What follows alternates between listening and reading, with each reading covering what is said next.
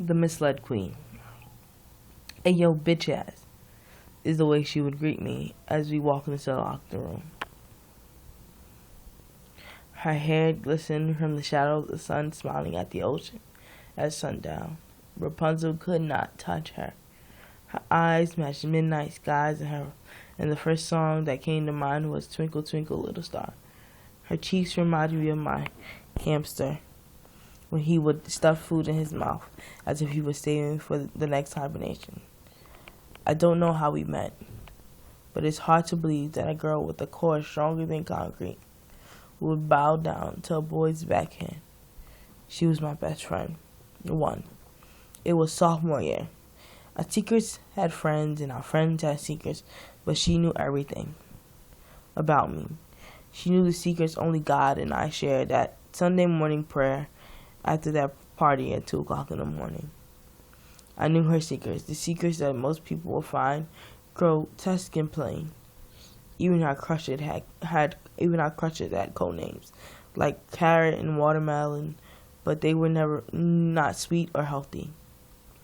I was the first to get attached to those puppet strings, but I got out. See, too. Our laughs were louder than wolves' cries. Our smiles could light up a whole room, even when we were just hiding the pain. And only we knew the pain was inside, and only we knew the smile was only a mask we needed to cover up the pain inside. Max Alley. Darker than a paperback, a little lighter than a black pen. She was happy, and I was happy for her, but we did not know he would be the backhand she would bow to, nor did we know he would end a friendship. Or did he? 3. The next set of puppet strings were attached. She only moved when he pulled or pushed. She only went where he guided her. She only spoke when he let the words come out of her mouth. A queen turned puppet. Our crushes no longer had code names. He used his puppet strings for a girl who never knew what real love was, because until now no one really loved her. 4. The puppet strings were loosened. Just like that, I got my friend back. Who knew? Who was he? Think he could just hit my best friend. If I ever see you in the streets, I'll punch you in the face so you know how it feels to get beat up by a real man. I'm sorry in advance. Or am I really? The puppet strings were loosened. Or so we thought. 5. He still held her captive from the beginning. Until now, his puppet strings were too tight on her. So tight, she told me one night, he didn't do it. He didn't do it. He didn't do it. Poor Misled Queen. Esther, you're not who I thought you'd be.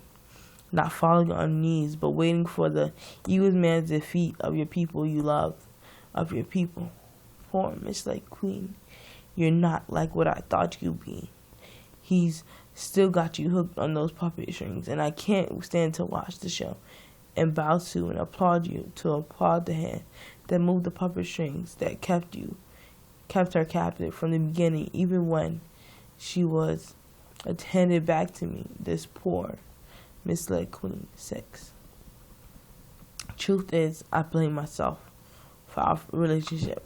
Truth is, Esther was scared for her life, and I didn't care. Truth is, I was wrong for abandoning my friend because she was there for me every step of the way. Truth is, I hated her for lying to me, but I knew why she did it. Truth is, life sucks when you are alone. Truth is, it took a better friend to cut the hand that held her puppet string. Truth is, I blame myself for what happened to Esther because I looked past her boyfriend's flaws. Truth is, I missed her calls at 5 o'clock in the morning complaining about him. Truth is, Esther was the only one who followed her heart. Truth is, I was not always right. Truth is, I miss my best friend. Truth is, I am sorry. 7. I pray for her every night. And our crushes may not have code names, and our secrets all told. But I know she's my best friend. Her hair still glistens. Her eyes still twinkle like stars at midnight. And her cheeks are still big like my hamsters. And she is worthy to be celebrated every day. Love, the real Misled Queen.